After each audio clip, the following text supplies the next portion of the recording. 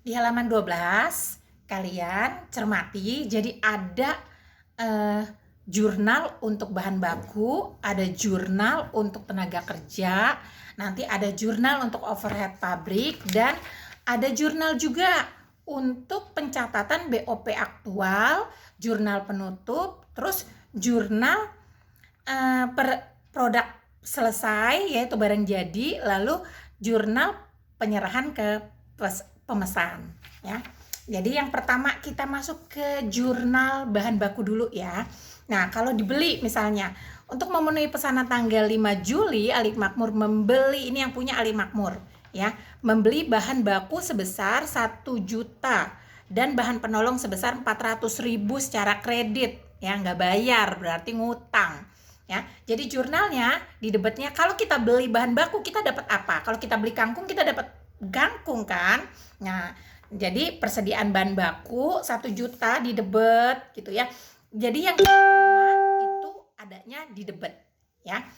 Nah, kita lihat nih bahan baku 1 juta di debet, persediaan bahan penolong 400.000 di debet. Karena kita nggak bayar, berarti di sebelah kreditnya hutang dagang atau hutang usaha sebesar 1.400.000.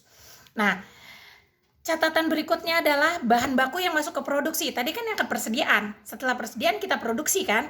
Nah, berarti masuk di debetnya barang dalam proses pesanan 707. Nih ceritanya ada 2 pesanan. Jadi 707 dan 708. Tadi di halaman 11 cuman kartu biaya pesanan yang 707 aja yang ditampilkan.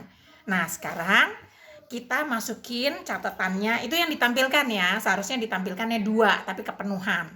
Ya. Nih di sini barang dalam proses pesanan 707 300.000 di debet ya, yang masuk bahan bakunya loh ya. Terus barang dalam proses pesanan 708 600.000 di debet. Nah, kalau sudah diproses ke dalam barang dalam proses, berarti persediaannya berkurang dong. Ya.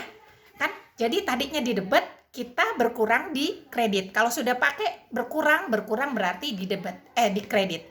Saldo normal persediaan itu kan di debet. Kalau bertambah di debet, kalau berkurang taruh di kredit. Nah, sekarang persediaan bahan bakunya berkurang, jadi taruh di kredit sebesar 900.000. Sampai sini jelas ya? Ya. Lalu kita masuk ke tenaga kerja. Bahan penolong belum? Bahan penolong. Nah, BOP aktualnya bahan penolong tadi kan berapa di soalnya?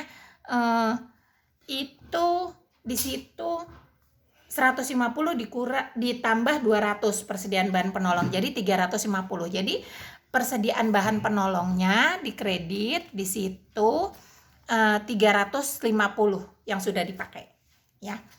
Terus ada di soal ya.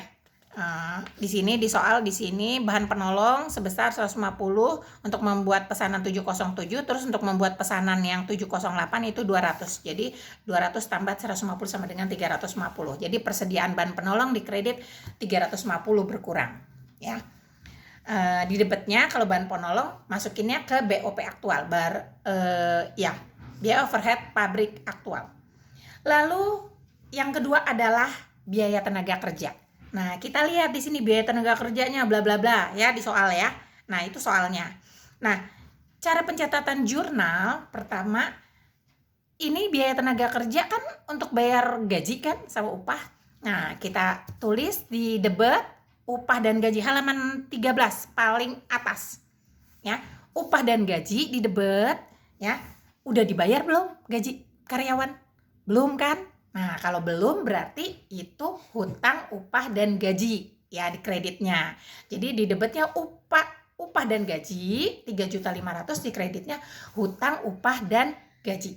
Gitu ya. Yang kedua, ya, kalau mencatat untuk barang dalam proses itu kan masing-masing punya upah sendiri, punya gaji sendiri karyawan yang mengerjakan barang dalam proses. Nah, ini kita masuk nih ya. Di sini ada rinciannya 800, di halaman 12 rinciannya 800, 1 juta, 500, 700, 500. Jadi total upah dan gaji 3.500.000. Ini yang masuk ke dalam BOP ya, dikeluarkan dengan rincian. Nah, berarti sudah barang dalam proses. Nah, kita masukin tuh di debet ya. Nah, kreditnya upah dan gaji sebesar 3.500.000 di kreditnya.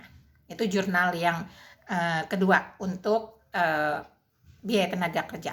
Lalu kalau pada saat dibayar ya, gajian pegawai. Nah, tadi utang upah dan gaji berapa?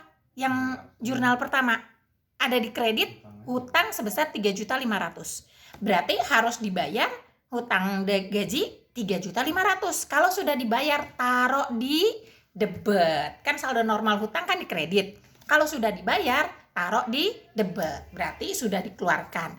Di kreditnya apa? Karena kita bayar hutang, kita ngeluarin uang kan. Jadi di kreditnya kas, ya. Sampai di situ jelas banget ya. Diulang-ulang lagi video Ibu. Nah, berikutnya adalah biaya overhead pabrik, ya. Ini ada bla bla bla soal, ya, itu untuk pesanan 707, 120% kali sekian ya. Terus ada lagi yang biaya overhead aktualnya sekian, 2 juta. Nah, sekarang kita mencatat BOP, biaya overhead pabrik yang dibebankan.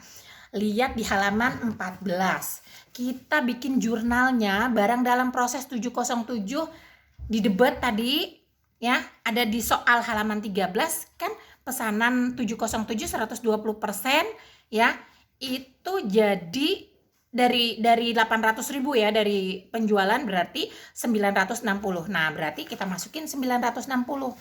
Terus barang dalam proses pesanan 708-nya 100.200. Nah, berarti di kreditnya BOP dibebankan, ya, yang sudah biaya yang sudah dianggap sebagai beban, ya, yang sudah dibiayakan gitu, yang sudah dianggap sebagai beban. Nah, sebesar total nih 2.160.000 di kredit. Terus pencatatan BOP aktual di debat. Nah, kita tadi kan di halaman 12 ada rincian nih BOP aktualnya, ya, 2 juta ya totalnya. Nah, berarti kita BOP aktual di debatnya 2 juta. Terus akumulasi terdiri dari akumulasi penyusutan mesin, biaya depresiasi 500, 750 dan 750. Ya, persediaan suku cadang, asuransi dibayar di muka 750 masing-masing. Ya, itu dari soal. Kita tinggal pindahin. Terus berikutnya adalah jurnal penutup BOP. Video berikutnya.